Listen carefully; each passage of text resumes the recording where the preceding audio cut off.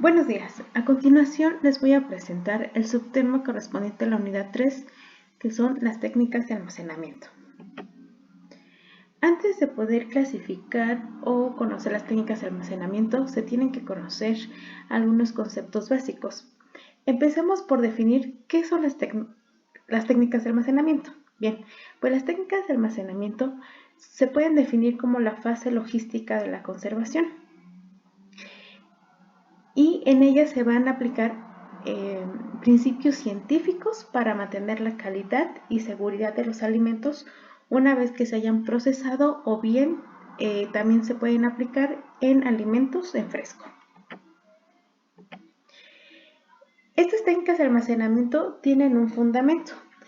El fundamento principal es asegurar la eficacia de los métodos de conservación para que la calidad e inocuidad de los alimentos sea completamente asegurada a lo largo de la cadena de suministro. De acuerdo con los autores, mencionan que no solamente las técnicas de almacenamiento se enfocan en un solo objetivo, sino en varios. El primero de ellos es minimizar las pérdidas post cosecha. El segundo es proteger los productos contra los factores que pueden deteriorarlos, principalmente la humedad, las plagas, la temperatura, la luz o el aire. El tercer objetivo es mantener la calidad nutricional, sanitaria y comercial. Aunado a ello también es la calidad sensorial. El cuarto es optimizar la logística, es decir, que se debe de mantener durante el transporte, la distribución, toda la calidad de los alimentos, y también se debe considerar el tiempo de entrega. Y el último, se debe de cumplir con normas sanitarias y normas de inocuidad. Es importante describir que existen variables muy importantes que se deben de controlar. La primera de ellas es el control de temperatura, ya que las reacciones químicas o enzimáticas, así como el crecimiento microbiano, se acelera exponencialmente con el aumento de la temperatura. Por lo tanto, el control de esta variable es que se puede mantener, por ejemplo, los productos en refrigeración o a temperaturas bajas o muy bajas, como es el caso de la congelación, para ralentizar o detener la cinética de las reacciones, extendiendo la vida útil de los productos. La segunda variable, que es la humedad y actividad de agua, recordemos que la actividad de agua va a indicar el agua disponible para el crecimiento microbiano y las reacciones químicas. Por ejemplo, a un aumento o a un contenido mayor de actividad de agua va a favorecer la proliferación de las bacterias o de algunos otros microorganismos, y también va a influir en el desarrollo de algunas reacciones, como la acción lipídica. En este caso, cuando nosotros bajo herramientas de la ingeniería podemos aplicarlas, nosotros podemos limitar la disponibilidad de esta agua para los microorganismos, inhibiendo su crecimiento o retardándolo en algunos casos, para poder prolongar la vida útil de los alimentos. Por otra parte, también el control de humedad en un ambiente de almacenamiento es crucial para prevenir la reabsorción de agua en el caso de alimentos que son secos. La tercera variable es el control de atmósferas, que bien puede ser dióxido de carbono, oxígeno o etileno. Entonces, cuando nosotros tenemos, o mejor dicho, en una cámara ya se tiene la composición gaseosa, en un almacenamiento va a afectar directamente la respiración de los productos frescos. Entonces, con ello se puede ver afectado la maduración y también el crecimiento de algunos microorganismos. En el caso del oxígeno, cuando se tiene una tasa de oxígeno alto, se pueden empezar a desarrollar o se promueven reacciones como la oxidación, y crecimiento de microorganismos aerobios. Por lo tanto, es importante reducir esta concentración alrededor de 1.5 al 2%. En el caso del etileno, es una hormona vegetal que acelera la maduración y por lo tanto el envejecimiento en frutas y hortalizas. Por lo tanto, al tener un control en el contenido de oxígeno, dióxido de carbono y etileno en una cámara o en una atmósfera controlada, van a ayudar a ralentizar la respiración del producto, o bien en el caso del etileno, su eliminación es clave para poder retrasar la senescencia en frutos y vegetales. Y en la última variable, no menos importante, que sería la protección a la luz. Recordemos que hay componentes que son fotosensibles y estos nutrientes se pueden ir degradando, como es el caso de la vitamina A, D, E y K. Por lo tanto, puede generar cambios de color, sabor y acelerar con ello también la oxidación de lípidos. Por lo tanto, es importante llevar el control de este factor para poder almacenar los alimentos, bien puede ser en la oscuridad o en envases opacos que previenen el desarrollo de estas reacciones fotoquímicas que son indeseables, para poder justamente ayudar a mantener la calidad nutricional y organoléptica por mayor plazo. Teniendo en cuenta estas variables, entonces podemos clasificar en las técnicas de almacenamiento, el cual se pueden hacer por el tipo de matriz alimentaria del que se esté hablando, o bien en este caso lo vamos a clasificar, o se clasificó de acuerdo al tipo de almacenamiento. En este caso tenemos en primer lugar el almacenamiento en frío, en donde tenemos cámaras frigoríficas, congeladores, cadena de frío, atmósferas controladas. Y por otro lado, almacenamiento en seco, donde se pueden encontrar bodegas, almacenes secos, sacos y silos. Y por último, las técnicas especializadas, en lo que engloba los tanques y cisternas o racks y estanterías. Empecemos por el primero, donde vamos a tener el almacenamiento en frío, y principalmente aquí se guardan los alimentos en cámaras frigoríficas. Estas cámaras están hechas o especializadas para que se guarde un volumen muy amplio o grandes volúmenes de productos. Entonces, como teníamos o se había visto previamente, el control primordial de las variables va a ser de temperatura y de humedad.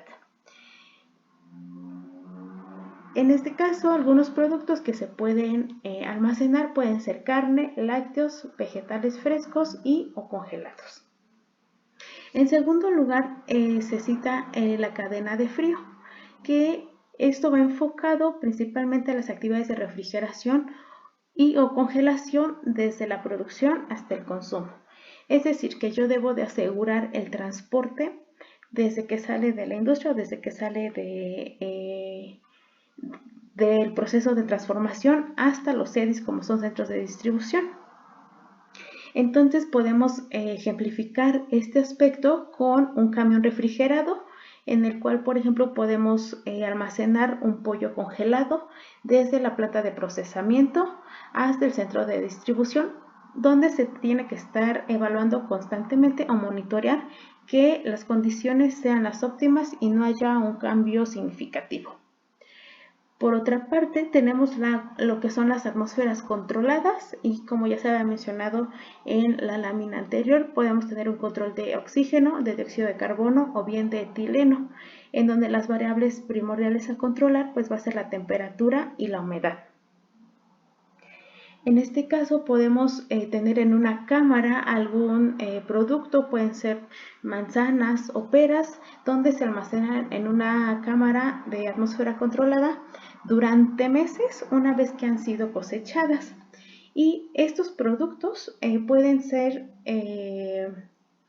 estar, mejor dicho, disponibles fuera de su temporada, manteniendo la frescura y calidad organoléptica como si se hubieran cosechado hace pocos días.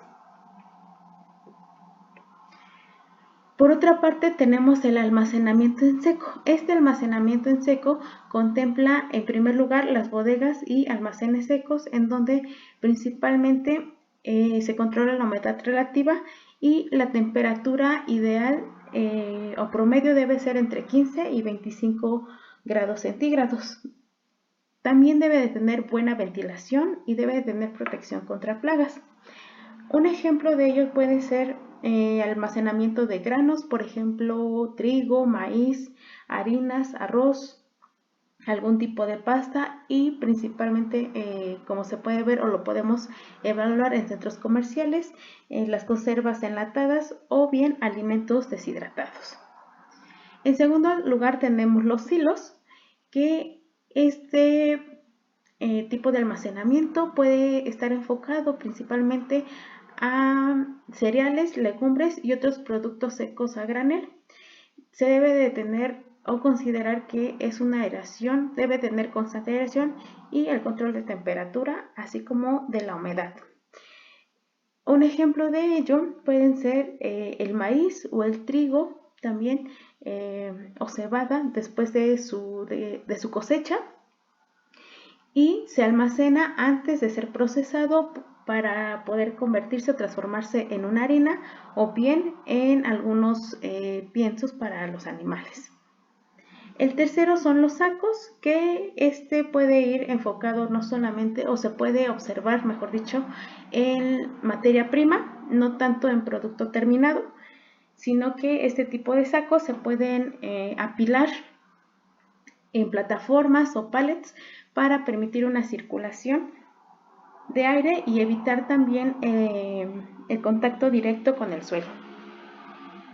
Entonces, lo que se busca justamente pues, es mantener una distancia entre los pellets para que no se guarde tanto la humedad y tener una mejor circulación entre ellos. Es importante también revisar que, como se mencionó, no tenga contacto directo con el suelo en el caso de que alguna empresa, por ejemplo, tenga algún tipo de fauna nociva, se podría ver afectado el producto y generando una contaminación. Entonces es importante llevar a cabo con cada uno de estos almacenamientos un monitoreo continuo.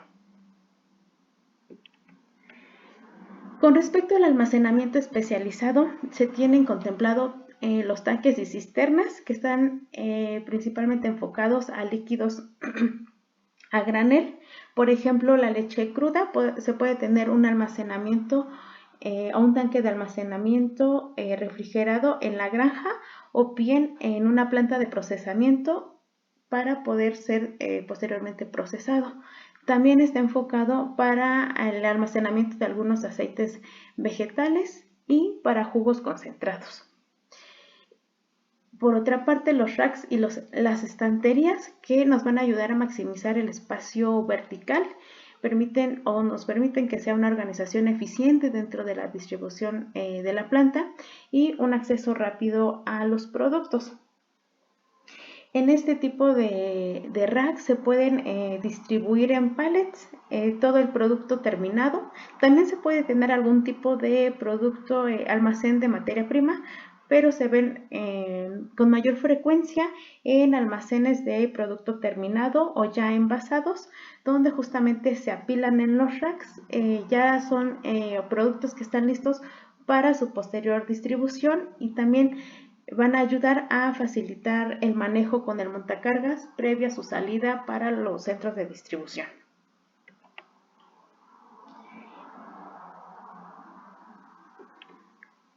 En esta tabla se muestran justamente algunos tipos de productos y el tipo de almacenamiento más idóneo de acuerdo a las características. En este caso tenemos algún tipo de granos como maíz, arroz o trigo, y el tipo de almacenamiento que se recomienda pueden ser los silos o almacenes secos. Justamente llevando, como se había mencionado anteriormente, un control de humedad y ventilación.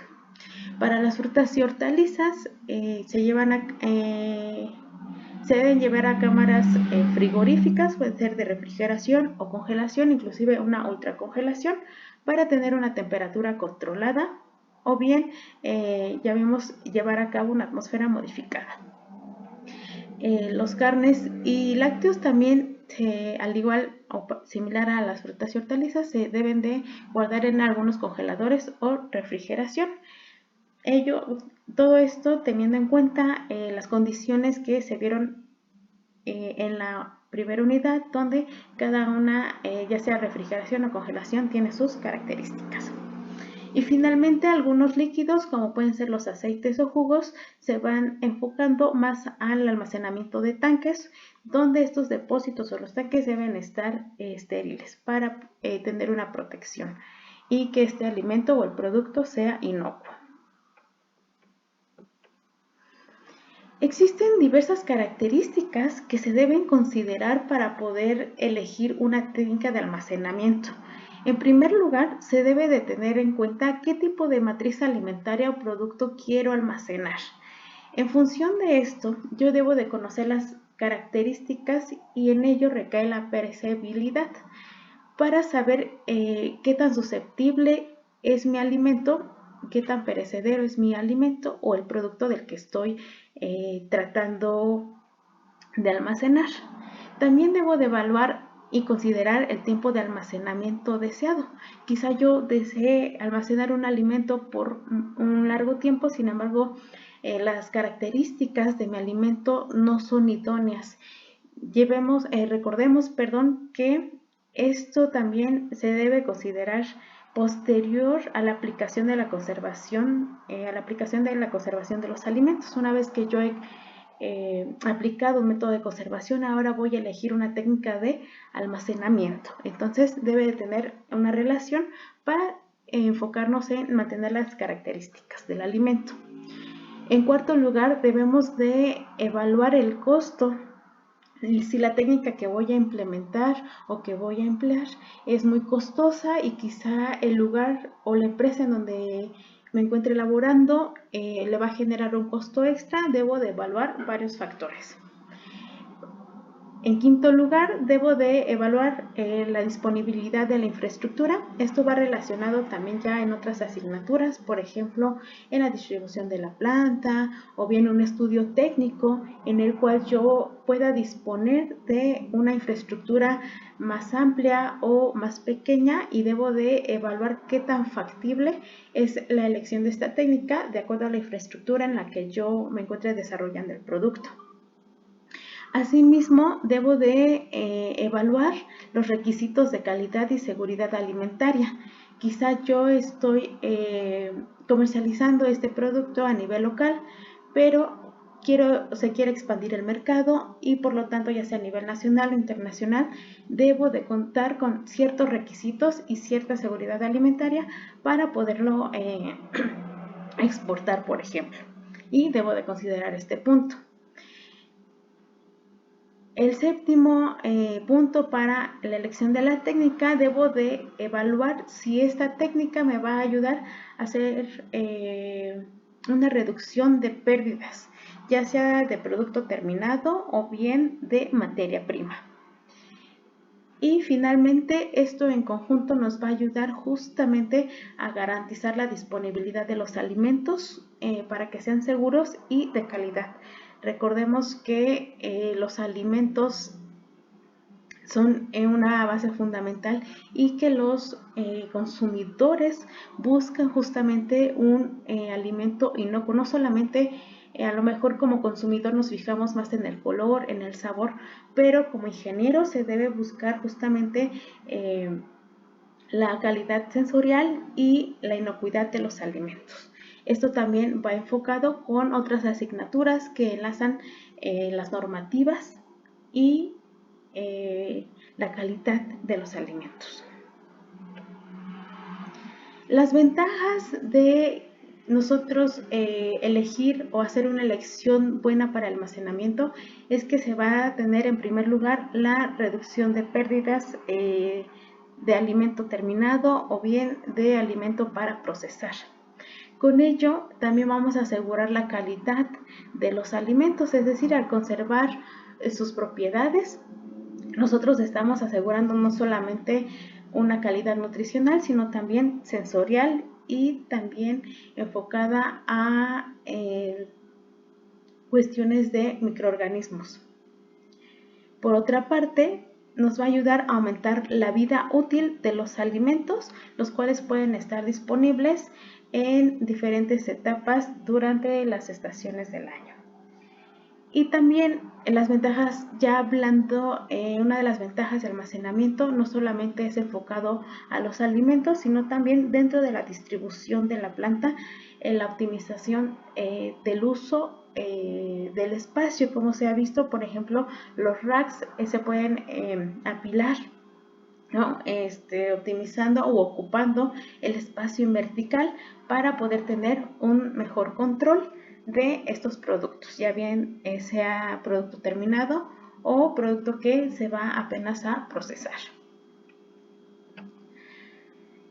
Para poder aterrizar este conocimiento o bien tener una actividad